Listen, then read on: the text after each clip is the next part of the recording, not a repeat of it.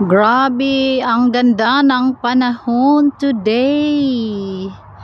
Is August 7. Mainit at kakatapos ko lang mag-cutting grass. Ayan, yung marka ng pag-cutting grass ni Irene.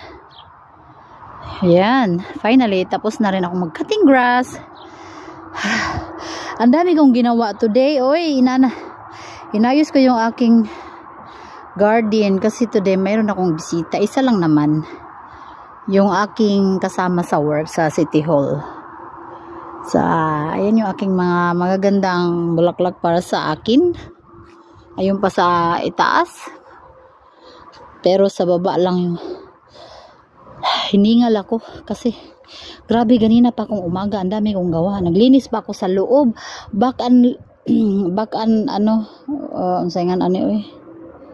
Back to the left, to the right ang aking limpyo loob at labas, pero tapos na rin naman ako.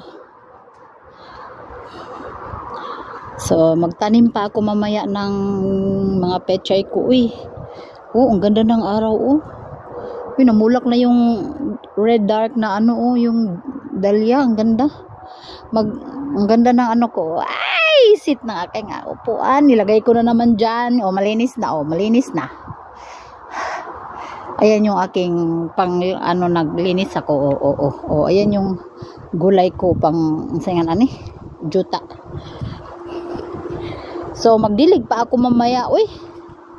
Mag-hose lang ako. Buksan ko kaya ang init. Baka mamatay na yung ko. Ayan yung ilipat ko mamaya sa ilagay ko dyan. Ilipat ko yan mamaya sa pot. Itong mga pechay na yan. Kaya nanagko na. Yan. Ang palaya, pamunga na diha. Wala pa maka namunga. Yan, pasingawan ko kaya ang init grabing init sa loob ng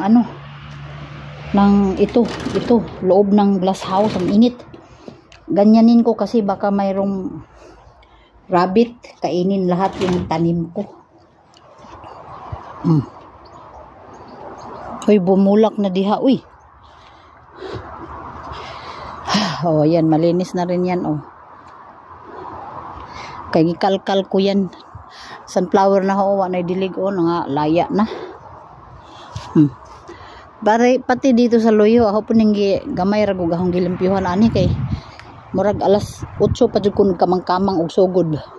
Labas loob na hong limpyo ba. Ay gwapa na gamay.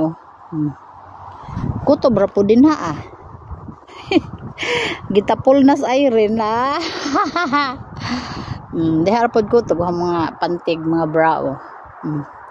Kini ako man taning tanggalon kaya ahong ibutang sa labas flower base kani siya ba nya kay manghinayang man ko kay init man gud sa labas basig mamatay ba, so wala na lang nako siya gitanggal, picturean na lang nako.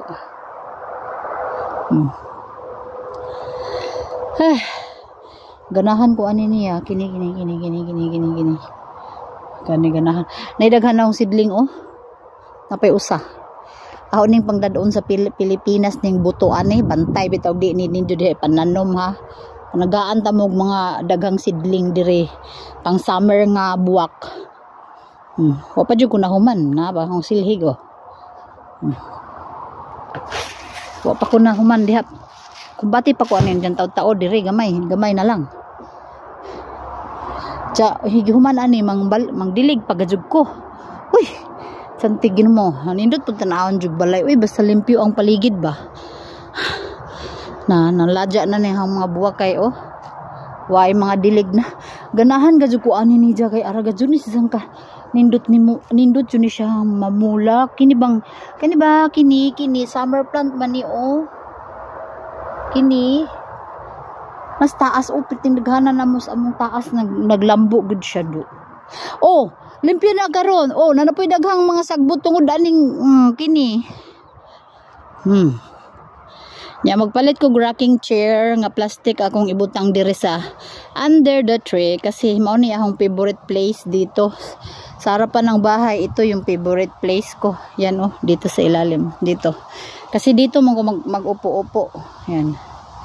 Diba ang ganda ng paligid pwede ra pag ko magjaka-jaka good. Wow!